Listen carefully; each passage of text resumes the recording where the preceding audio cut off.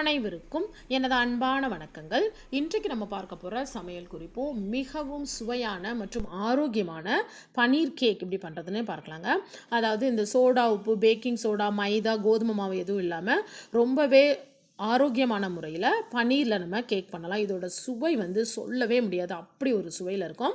இது நான் 3 லிட்டர் பால்லேருந்து பனீர் எடுத்து வச்சுருக்கேன். இந்த பனீர் அதாவது நம்ம பால் திறஞ்ச உடனே வடிகட்டிடணும், அவ்வளோதான். வெயிட் எதுவுமே போடக்கூடாது. நல்லா அப்படியே க்ரீமியாக இருக்கும். இதில் உங்களுக்கு ஒரு வேளை பனீர் பண்ண தெரியாது அப்படின்னு நினச்சிங்கன்னா, இந்த வீடியோவில் எண்டு ஸ்க்ரீனில் நான் கார்டு கொடுக்குறேங்க, நீங்கள் செக் பண்ணி பார்த்துக்கோங்க. நான் ஹோம்மேட் பன்னீர் ரெசிபி நிறையா அப்லோட் பண்ணியிருக்கேன். அந்த பன்னீர் நீங்கள் ப்ரெஸ் பண்ணி பார்த்தீங்கன்னா அப்படியே மாவாக பேஸ்ட்டாக வரும். அந்த மாதிரி தான் இருக்கணும்.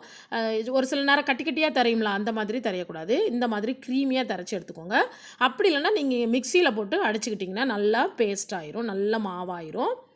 ஒருவேளை நீங்கள் கடையில் வாங்குகிற பன்னீர் யூஸ் பண்ணுறீங்க அப்படின்னா அது கூட நீங்கள் யூஸ் பண்ணிக்கலாம். ஆனால் அதில் கொஞ்சம் மில்க் ஆட் பண்ணிவிட்டு நீங்கள் பேஸ்ட்டாக அரைச்சி எடுத்துக்கலாம், அவ்வளோதான். நான் இதில் ரவை சேர்த்துருக்கேன். ரவை 100 கிராம் சேர்த்துருக்கேன். இந்த ரவை வறுக்காத ரவைங்க.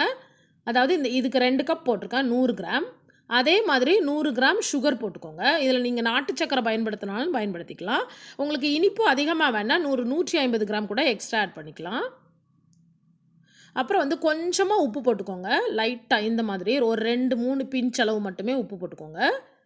அப்புறம் ஏலக்காய் பொடி.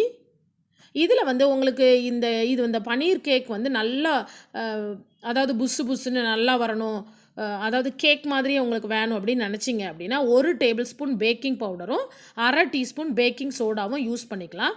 பட் பேக்கிங் சோடாவும் பேக்கிங் பவுடரும் அவ்வளோவா உடம்புக்கு நல்லதில்லை அப்படிங்கிறதுக்காக நான் இந்த மாதிரி எதுவுமே பயன்படுத்தாமல் பண்ணியிருக்கேன், அவ்வளோதான். இதை இந்த மாதிரி நல்லா மிக்ஸ் பண்ணி எடுத்துக்கோங்க. அந்த ரவை, சீனி, அந்த ரவை நீங்கள் வறுக்கணும்னு அவசியம் இல்லை. நார்மலாக பச்சையாக இருக்கிற ரவையே பயன்படுத்திக்கலாம். இப்போ பாருங்க, இதை நம்ம கொஞ்சம் நேரத்துக்கு ஒரு 20 நிமிஷத்துக்கு இதை ரெஸ்ட் எடுக்க வச்சிடலாம். ஏன்னா அந்த ரவை ஈரப்பதத்தை உறிஞ்சி நல்லா உப்பி, அதாவது நல்லா கொஞ்சம் திக்காகும். பாருங்கள், நல்லா திக்காயிட்டு பாருங்கள். இப்போ இந்த ஸ்டேஜில் நம்ம என்ன பண்ண போகிறோம்னா, திரும்ப ஒரு 50 ml மட்டுமே பால் ஆட் பண்ணிக்கோங்க. இந்த பால் காய்ச்சி ஆற வச்ச பால் தான். ஒரு 50 ml மட்டுமே ஆட் பண்ணிக்கோங்க.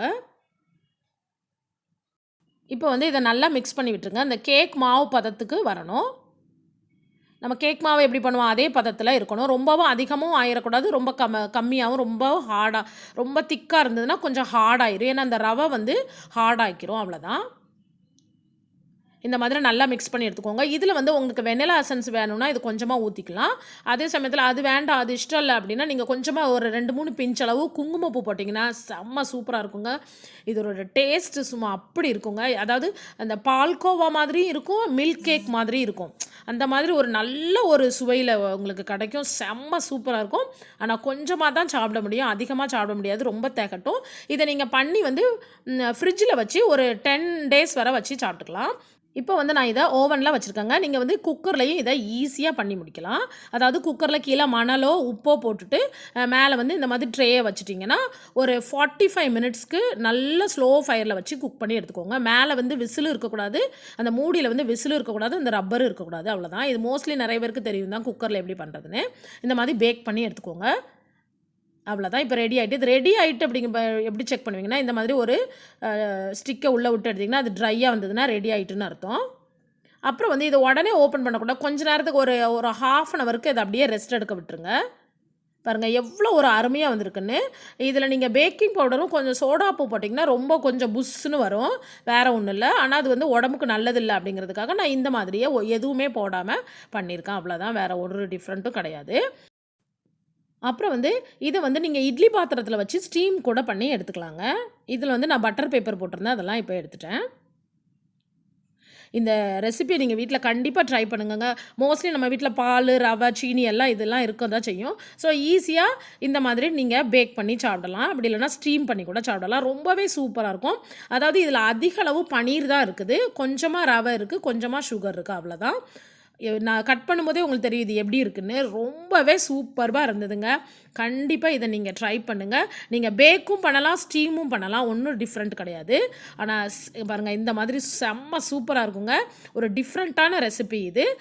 இதை நீங்கள் கண்டிப்பாக ட்ரை பண்ணுங்கள், என்ஜாய் பண்ணுங்கள். சாப்பிட சாப்பிட செம்மையாக இருக்கும். ரொம்பவே இன்ட்ரெஸ்டிங்கான ஒரு ரெசிபி.